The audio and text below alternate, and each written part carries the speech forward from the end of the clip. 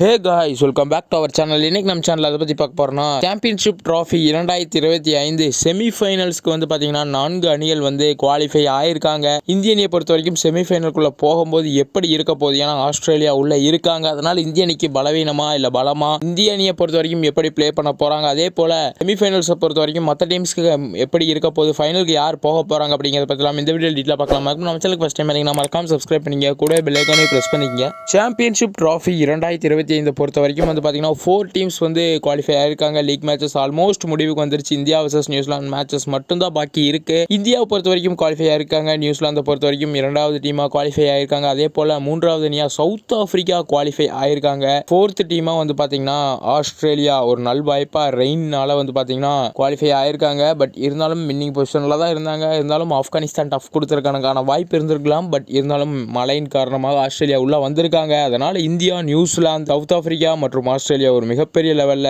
செமிஃபைனலுக்குள்ள நுழைந்திருக்காங்க. இனிதான் மாபெரும் யுத்தம் தொடங்க போகுதுன்னு சொல்லலாம். ஏன்னா செமிஃபைனல்ஸ் வின் பண்றவங்க தான் பார்த்தீங்கன்னா ஃபைனல்ஸ்க்கு போக போறாங்க.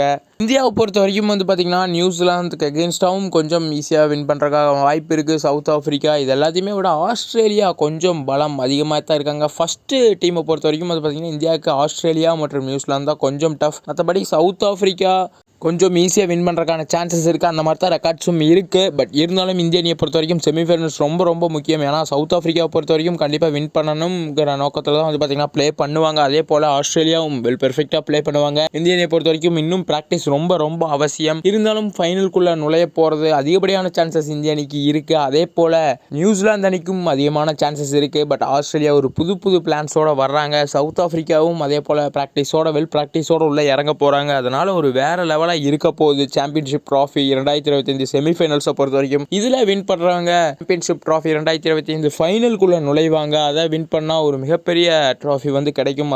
அது முடிந்ததுமே பார்த்தீங்கன்னா IPL தொடங்க போகிறதுனால எந்த அணி வின் பண்ண போகிறது அப்படிங்கிறது பார்த்தீங்கன்னா ரொம்ப எதிர்பார்ப்பாக இருக்குது. யார் வின் பண்ண போகிறாங்க, செமிஃபைனல்ஸில் யார் வின் பண்ண போகிறாங்க அப்படிங்கிறது எல்லாமே நம்ம பார்த்தீங்கன்னா பொறுத்திருந்து பார்த்து தெரிஞ்சுக்கலாம். அது வரைக்கும் ஸ்டே டியூன்டு காய்ஸ்.